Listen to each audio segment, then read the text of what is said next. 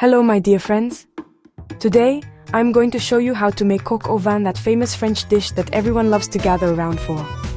Don't worry, it's not as tricky as it sounds. Just picture it, the smell of wine and herbs filling your kitchen. Ah, wonderful. Let's get started. First you'll need a whole chicken, or if you like, just some nice chicken thighs. Salt and pepper them well, don't be shy with it. In a big pot, heat up some olive oil and brown the chicken pieces until they're golden on all sides. Take them out and set them aside, but keep all that yummy flavor in the pot. Now, add some chopped bacon or lardons. Let them sizzle until they're crispy. Toss in some chopped onions, carrots and garlic. Stir it all up and let everything get soft. It already smells amazing, doesn't it? Put the chicken back in the pot, sprinkle in a little flour and stir it well so everything gets coated. Now, pour in a good amount of red wine. Burgundy is great if you have it.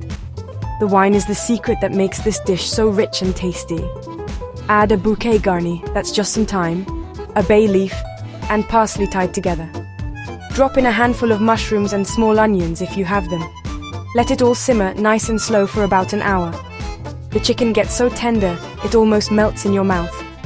When it's done, serve it with some crusty bread and maybe a little sprinkle of fresh parsley.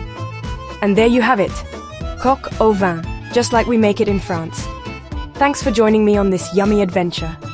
If you like this recipe, welcome to Global Family Cookbook. Please subscribe if you haven't already, and I'll see you next time.